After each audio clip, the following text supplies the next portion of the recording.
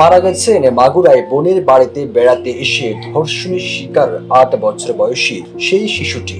ঢাকার সম্মিলিত সামরিক হাসপাতালে বৃহস্পতিবার দুপুর ১টার দিকে শিশুটি মারা যায়। গণমাধ্যমকে এই তথ্য নিশ্চিত করেছেন সিএমএইচ এর পেডিয়াট্রিক নিউরোলজি বিভাগের অধ্যাপক কর্নেল নাজমুল হামিদ। তার মৃত্যুতে শোক প্রকাশ করেছেন অন্তর্বর্তী সরকারের প্রধান উপদেষ্টা ডক্টর মোহাম্মদ ইউনূস।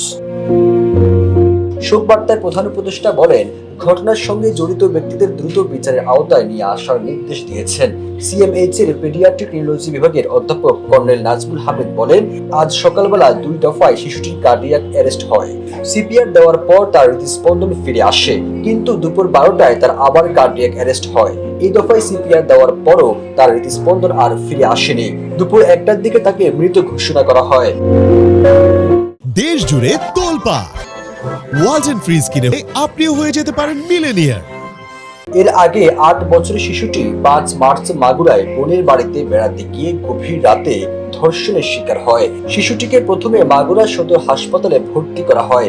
অবস্থার অবনতি হলে তাকে সেখান থেকে নেওয়া হয় ফরিদপুর মেডিকেল কলেজ হাসপাতালে। সেখানে তার অবস্থা আরো অবনতি হলে শিশুটিকে ৬ মার্চ রাতে ঢাকা মেডিকেল কলেজ হাসপাতালে ভর্তি করা হয়। এরপর সংকটাপন্ন অবস্থায় তাকে ৮ মার্চ সিএমএইচ এ ভর্তি করা হয়। সেখানেই তার চিকিৎসা চলছিল। বাংলাদেশ সেনাবাহিনী শিশুটির শোক সন্তপ্ত পরিবারের প্রতি গভীর শোক জানিয়েছে এবং যে কোনো প্রয়োজনে তাদের পাশে থাকার অঙ্গীকার ব্যক্ত করেছে।